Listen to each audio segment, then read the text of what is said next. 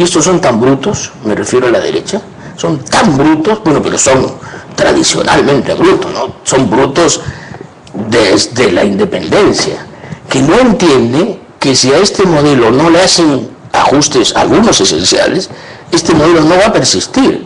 Y lo que vamos a conocer es así, una brutal regresión a todo lo que ellos odian y a todo lo que ellos falsamente le atribuyen a Humala. Estatismo, ¿no? Expropiación. Parece falsamente, porque también el gobierno habla de sectores estratégicos, el Estado tiene que intervenir en esos sectores estratégicos, o que, por ejemplo, los medios de comunicación, hay un oligopolio, entonces hay que romper con el oligopolio. Sí, pero no dice que los va a expropiar. Romper con el oligopolio puede significar alentar medios como el tuyo. Tú de algún modo también rompes con el oligopolio. Tú no eres humanista. Claro. Y eres una alternativa. Internet cada vez es más una alternativa. No me vas a decir que Clarín es la libertad de expresión encarnada. Por favor, no me hagan bromas. No me vas a decir que la nación de Buenos Aires, porque se enfrenta a la señora Kirchner, es la encarnación de la libertad. No me vas a decir que el telégrafo de Guayaquil es la libertad. Y el comercio de Quito, la libertad.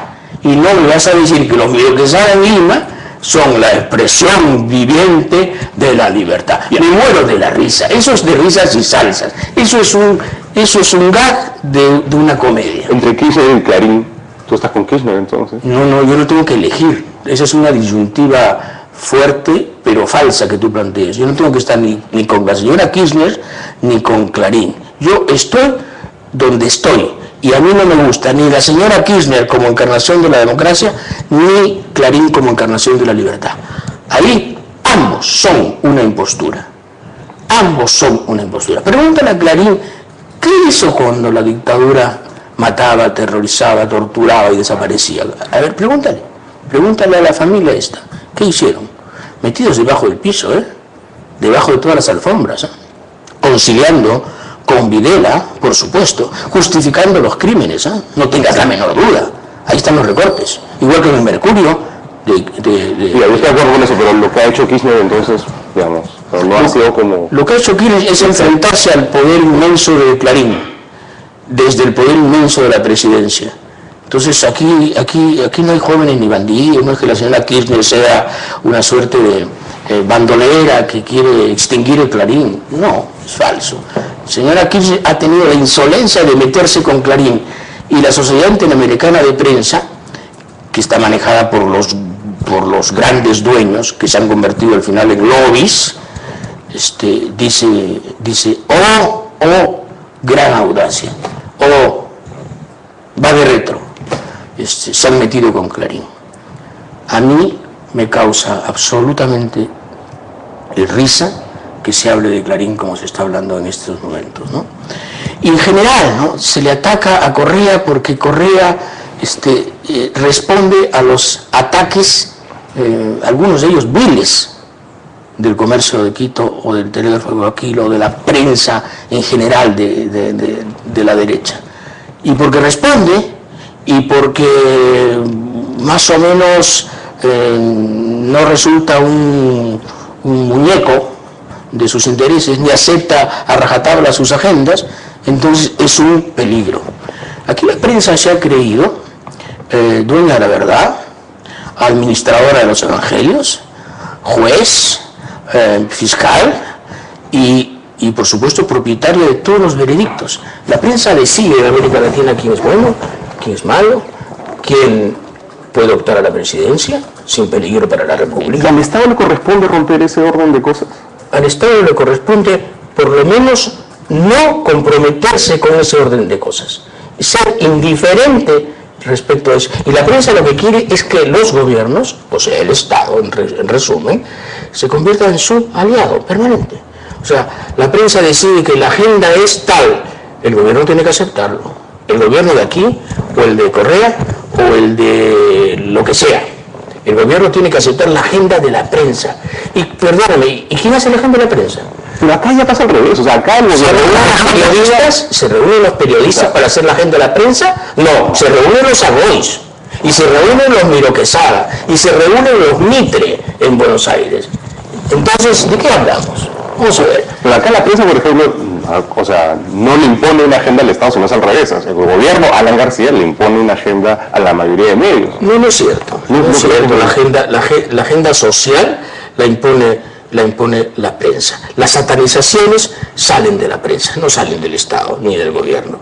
Esta especie de demonización de todo aquello que implique un cambio, por más relativo que sea, sale de la prensa concertada. Ahí está el comercio diciendo Humala es autoritario y al día siguiente Humala vuelve a ser autoritario y Humala tiene doble discurso.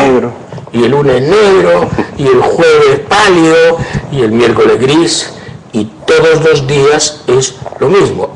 Todo aquello que se asome como diferente, como singular, resulta enemigo. La pregunta es, ¿qué quieren? ¿Qué quieren? La inmovilidad como doctrina. ¿Eso es aceptable? Como decía Andrés Townsend hace años, el viejo Townsend, cuánto se le extraña, que era conservadora, decía, es bien estúpido ser conservador en el Perú, porque la pregunta es, ¿qué conservan los conservadores?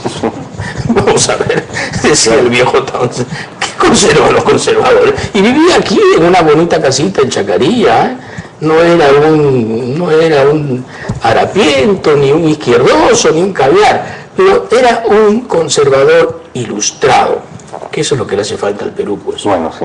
¿No? Bueno, eso sí estamos de acuerdo.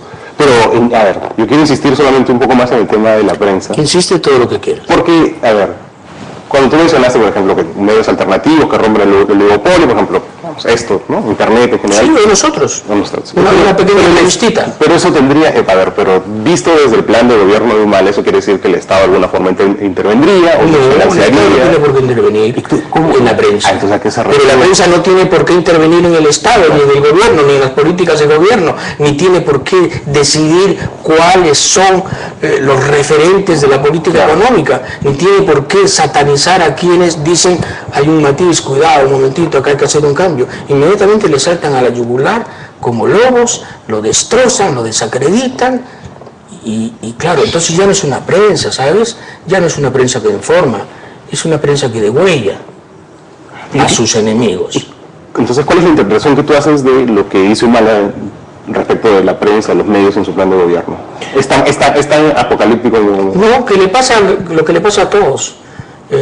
Álvaro Reis contó esta mañana algo que le dijo una vez Correa cuando lo entrevistó.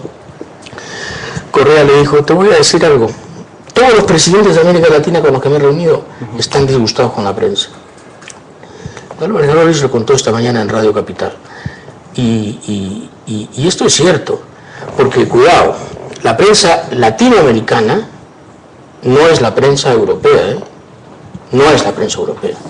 Se parece mucho más a la prensa del Tea Party de los Estados Unidos, a la prensa extremista. La prensa peruana escrita es una versión en papel de Fox News. Sí, totalmente de acuerdo. Entonces, ¿qué quieres? O sea, ¿qué quieres? Frente a Fox News, ¿qué haces? ¿Te quedas callado? ¿Aceptas todo? ¿Decides vivir en las cavernas? ¿Saludas a Pablo Mármol y a Pedro Picapiedra? ¿Te vas en tu...?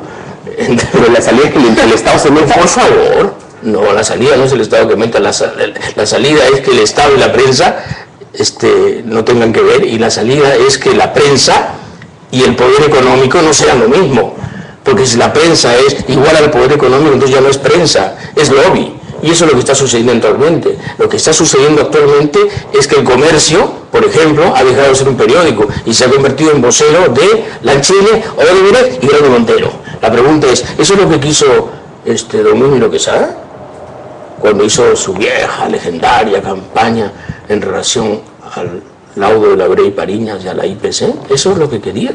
¿Sí? ¿Qué haría Domínguez Quesada si resucitara? ¿En qué 100 se pegaría el balazo Domínguez Quesada si viera el comercio de hoy?